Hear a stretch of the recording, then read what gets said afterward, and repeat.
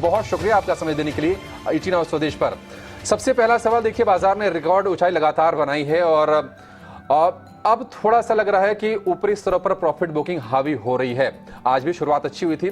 ये बताइए कि आगे आप किस तरह का माहौल देख रहे हैं, और दूसरी चीज, जो मूडीज ने जो आउटलुक को अपग्रेड किया है, क्या उससे कुछ फर्क पड़ेगा नियर टर्म में?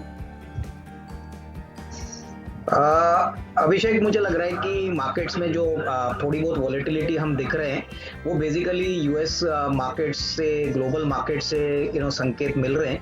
लेकिन अगर हम कंपनीज के कमेंट्री देखें, अगर गोदरेज कंज्यूमर प्रोडक्ट्स ने अपडेट दिया है, आरबीएल ने अपडेट दिया है, तो मुझे लग रहा है कि कहीं ना कहीं डेफिनेटली पॉजिटिव कमेंट्री आ रही है। और आगे जो नतीजों का सीजन 8 तारीख से शुरू होने वाला है टीसीएस के नंबर से, वहां पे हमको लग रहा है कि नंबर्स अगर मार्केट से उम्मीद से काफी अच्छे आते हैं तो यहाँ पे आपको अच्छी सिलेक्टिव स्टॉक स्पेसिफिक तेजी देखने को मिलेगी। हालांकि इंडेक्स में थोड़ी कंसोलिडेशन देखने को मिलेगी, लेकिन जो नतीजों का सीजन है वो अगर उम्मीद से बेहतर होता है तो आपको अच्छा खासा तेजी का माहौल कंटिन्यू देखने को मिलेगा। तो मेरे ख्याल से स्टॉक स्पेसिफिक रहिए और ज्यादातर स्टॉक स्पेसिफिक मौके आपको इस अर्निंग सीजन में जरूर मिलेगी। गुजरात गैस पर अविनाश जी राय दीजिए। कंपनी तो ठीक है, लेकिन चली भी बहुत ही, स्टॉक अच्छा खासा चल चुका है। क्या मौजूदा स्तर पर भी आप इसको रेकमेंड करेंगे? मुझे लग रहा है कि देखिए, अगर अवधि लंबी है, लॉन्ग टर्म की है, तो मुझे लग रहा है कि गुजरात गैस में डेफिनेटली पोटेंशियल काफी अच्छा है। इनफैक्ट देखिए, सिटी गैस डिस्ट्रीब्यूशन कंपनीज की एक खासियत होती है कि वो एक नेसेसिटी का प्रोडक्ट सबको प्रोवाइड करते हैं। और हमने सभी ने देखा है कि नेचुरल गैस की कीमतें तो बढ़ी है, लेकिन इन कंपनीज के पास काफी सिग्निफिकेंट प्राइसिंग पावर है और इनके वॉल्यूम्स भी इतने कम नहीं होंगे। हालांकि थोड़ा सा महंगा कस्टमर्स को जरूर पड़ेगा। तो अगर किसी को 6 से 12 महीने की अवधि के लिए ये स्टॉक लेना है, या जिनके पास वो स्टॉक है, तो जरूर इसको होल्ड करिए। मुझे लग रहा है कि not only second quarter but FY22 इनके लिए काफी अच्छा साबित होगा, क्योंकि ओवरऑल जो सिटी गैस कंजम्पशन का जो मार्केट है वहां पे इनका ज्योग्राफिकल नेटवर्क बहुत बढ़िया है। तो definitely Gujarat gas should be held on, और जिनको खरीदना है मेरे ख्याल से थोड़ा सा निचले लेवल पे खरीदे, जहां पे आपका रिस्क रिवॉर्ड काफी अच्छा रहेगा। जी, I'm holding 5,500 shares of City Infrastructure since 2008. Ji, In fact, I have accumulated these shares over a period of time and bought during the dip time also. And I want to know the fate of this company, as I understand RBI has done some action on this company recently. ठीक है। अविनाश जी, क्या सलाह आप देंगे श्रेय infra को लेकर? काफी लंबे वक्त से होल्ड कर रहे हैं, हालांकि आप देखिए लगातार अंडर परफॉर्मेंस दिखाई है स्टॉक ने। अब तो 10 रुपए से नीचे वाला स्टॉक है। नवीन के लिए सलाह क्या होगी आपकी? नहीं, मेरे ख्याल से देखिए, इनके लिए काफी बड़ा नुकसान है, इनकी बड़ी क्वांटिटी है। लेकिन एक बात इनको समझना चाहिए कि आरबीआई ने इस कंपनी के प्रोमोटर्स को सुपरसीड किया है, क्योंकि यहाँ पे काफी फाइनेंशियल इरेगुलरिटीज इन्होंने पाई है। और ऑब्वियसली जो डिपॉजिटर्स है, जो कंपनी के स्टेक होल्डर्स है, उनको बचाने के लिए आरबीआई ने कदम उठाया। अभी रही बात आगे, अगर हम कंपनी की ग्रोथ प्रोस्पेक्ट्स की बात करें तो मुझे लग रहा है कि काफी लंबा समय लगेगा कि इस कंपनी को रिकवर करने के लिए। तो मेरी राय में इनको थोड़ा थोड़ा करके इस स्टॉक से एग्जिट करना चाहिए। कोई दूसरा अगर एनबीएफसी का विकल्प है, जैसे कि पूनावाला फाइनेंस है, यहाँ पे हम समझते हैं कि अगर ये निवेश करे तो मुझे लग रहा है कि कम से कम मीडियम टू लॉन्ग टर्म में जो भी इनका नुकसान है वो अच्छी तरह से रिकवर कर सकते हैं। तो यहाँ पे ज्यादा बड़ा होप मत रखिए, क्योंकि जब भी ऐसे कंपनीज ऐसे स्टेज पे आती है तो रिकवरी और कंसोलिडेशन के लिए बहुत ज्यादा समय लगता है। तो ये मेरे ख्याल से घाटा बहुत है उनके लिए, लेकिन I think he has to take it in stride और स्विच करे पूनावाला फाइनेंस पे। तो मुझे लग रहा है कि यहाँ पे उनको अच्छा खासा मुनाफा मिलेगा, और ये ऐसी कंपनी से मेरे ख्याल से फ्यूचर में दूर रहिए, यही मेरी राय रही। ठीक है, तो श्रेय इंफ्रा को लेकर ये सलाह, और ऐसी कंपनियों से फ्यूचर में दूर रहने की सलाह दे रहे हैं अविनाश जी। चलिए आगे बढ़ेंगे और व्हाट्सएप के जरिए अगला सवाल लेंगे। रविंद्र ने हमसे अपना सवाल पूछा, और सवाल बहुत ही दिलचस्प है कि नए निवेशक के लिए राय दें। कैडिला हेल्थ केयर इनके पास है 567 रुपए के भाव पर, और ग्लेनमार्क फार्मा भी है 525 रुपए पर, और ये खरीदना चाहते हैं। ये पूछ रहे हैं क्या करें। अविनाश जी, आपसे राय चाहेंगे पहले तो कि कोई बाजार का कोई नया निवेशक है, क्योंकि हमने देखा है कि जिस तरह से कोविड में बाजार ने एक लो टेस्ट किए, उसके बाद जो जबरदस्त जो रिकवरी आई है, तो तमाम लोग हैं जो बाजार में पार्टिसिपेट करना चाह रहे हैं। आपकी राय अब क्या होगी?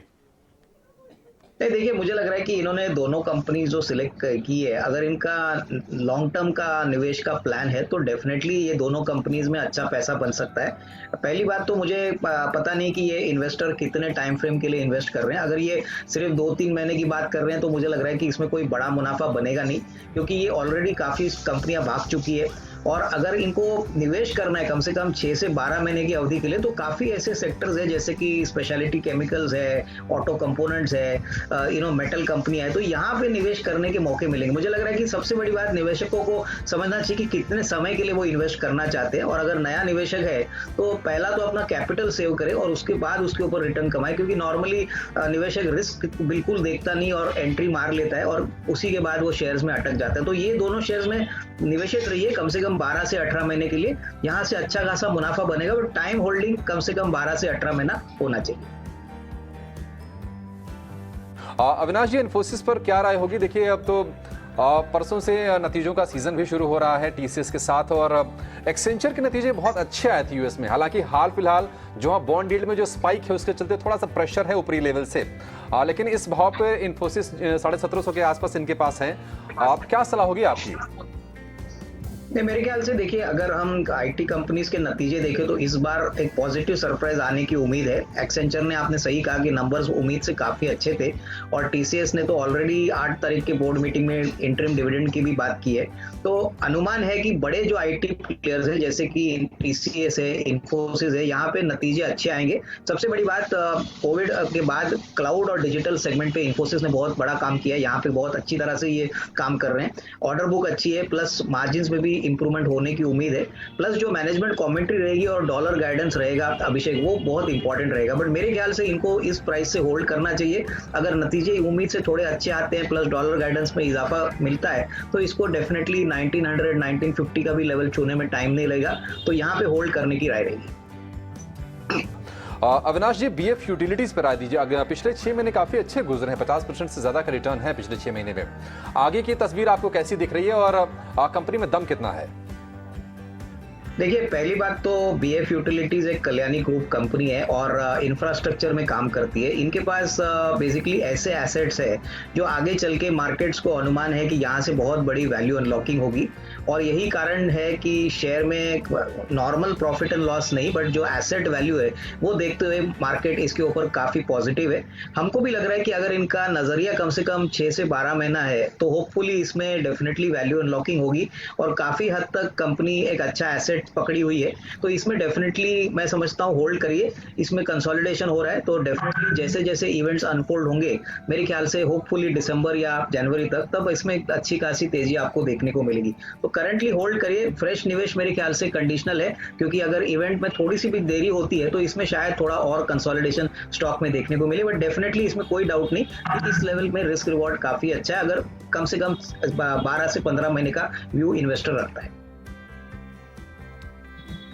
ठीक है, तो बीएफ यूटिलिटीज पर ये राय। चलिए आगे बढ़ेंगे। सचिन ने व्हाट्सएप के जरिए अपना सवाल हमें भेजा है। इनके पास IEX पर राय इन्होंने जानना चाहे और पूछ रहे हैं कि नए निवेशक के लिए क्या ये शेयर सही है।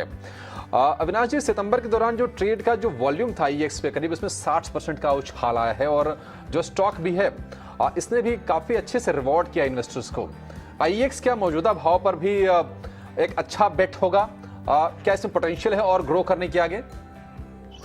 नहीं, बिल्कुल। इनफैक्ट अभिषेक, पहली बात तो IEX एक मोनोपोली प्लेयर है, करीबन 98% मार्केट शेयर पावर ट्रेडिंग में एंजॉय करता है, और ये एक प्लेटफॉर्म बिजनेस है। हम सभी जानते हैं कि प्लेटफॉर्म बिजनेसेस में बहुत अच्छी तरह से तेजी देखने को मिलती है, क्योंकि इनका बिजनेस मॉडल ही बहुत बढ़िया है। दूसरी बात, बेसिकली इस कंपनी को जो हेडरूम है ग्रोथ के लिए वो बहुत सिग्निफिकेंट है। अभी मुश्किल से 8-10% ही पावर ट्रेडिंग की जो वॉल्यूम्स होती है वो एक्सचेंज यानी इलेक्ट्रॉनिक एक्सचेंज पे होती है, बाकी अभी तक इनको कवर करना है। तो मेरे ख्याल से हालांकि अभी आने वाले सालों में 1-2 और पावर ट्रेडिंग एक्सचेंजेस आएंगी, लेकिन IEX को हेडरूम काफी ग्रोथ के लिए पॉसिबल है। इनका अगर नजरिया कम से कम आने वाले साल 1.5 साल के लिए है तो ही खरीद लीजिए, क्योंकि ये शेयर करीबन 450-500 रुपए से 600 सवा 600 रुपए बहुत जल्दी हो चुका है। तो तेजी बहुत शॉर्ट टर्म में हो चुकी है, तो हो सकता है कि थोड़ा बहुत सा ये स्टॉक कंसोलिडेट हो, लेकिन अगर 1 साल या सवा साल की बात करें तो मुझे लग रहा है कि 750 का भी टारगेट प्राइस पॉसिबल है। तो इसमें डेफिनेटली लॉन्ग टर्म प्रोस्पेक्ट्स अच्छे हैं। ट्रेडिंग मत करिए, बट इन्वेस्टमेंट के पॉइंट ऑफ व्यू से काफी अच्छा है। ठीक है, इन्वेस्टमेंट के पॉइंट ऑफ व्यू से काफ़ी अच्छा स्टॉक है। चलिए आगे बढ़ेंगे। रविंद्र ने व्हाट्सएप के जरिए हमसे अपना सवाल पूछा है। इन्होंने पूछा है कि न्यूजेन सॉफ्टवेयर क्या 5 साल के लिए निवेश पर राय इस पर जानना चाह रहे हैं। न्यूजेन सॉफ्ट, अविनाश जी, ये बिल्कुल उसी थीम वाली कंपनी है जो इस वक्त बाजार में चल रही है। डिजिटल प्लेन का काफ़ी अच्छा है और इसी साल में स्टॉक की डबल भी हो गया है। और कल हम जब रामदेव अग्रवाल से बातचीत कर रहे थे तो उन्होंने ये भी कहा कि अब अगला जो समय है आने वाला वो डिजिटल वाली कंपनियों का है। क्या न्यूजेन सॉफ्टवेयर के लिए ये सारे के सारे जो पैरामीटर्स हैं सब ग्रीन टिक हो रहे हैं? नहीं, देखिए बिल्कुल, ऑल्दो स्टॉक डबल हो चुका है अभिषेक, मेरे मानने में ये है कि अगर नजरिया इन्वेस्टर का थोड़ा सा लंबा है, क्योंकि देखिए अभी जिस प्रकार का प्राइस चल रहा है मार्केट ने ऑलरेडी थोड़ी बहुत स्टॉक में इसका इंप्रूवमेंट दिखाया है। तो अगर इनका नजरिया कम से कम साल 1.5 साल का है तो विजिबिलिटी इस कंपनी में बहुत बढ़िया है।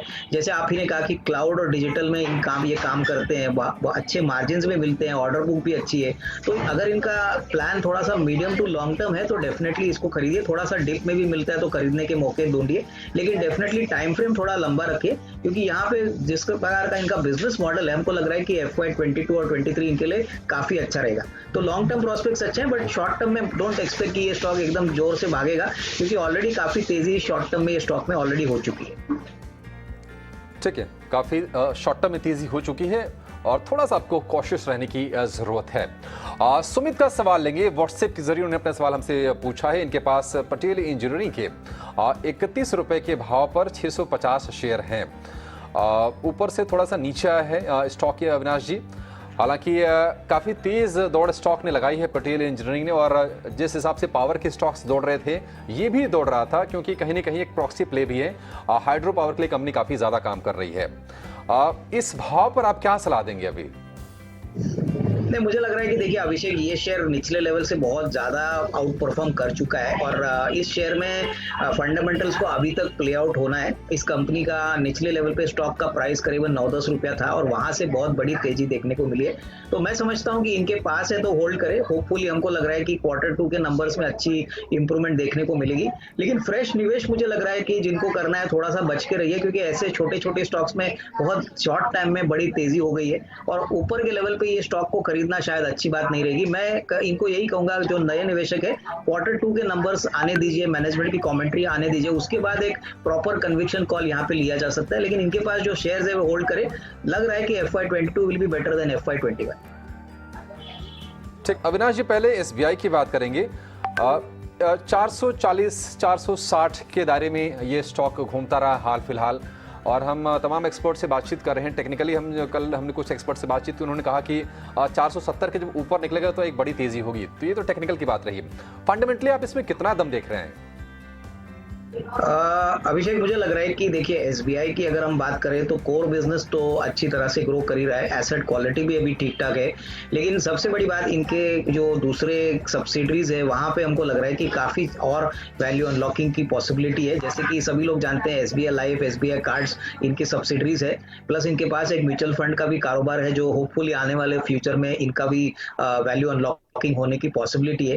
तो जिनको कम से कम 6-12 महीने का व्यू लेना है, मुझे लग रहा है कि बैंकिंग सेक्टर को अगर PSU बैंक से प्ले करना है तो SBI में डेफिनेटली एंट्री करिए, क्योंकि हमको लग रहा है आने वाले दिनों में बैंकिंग सेक्टर में अच्छी ग्रोथ देखने को मिलेगी।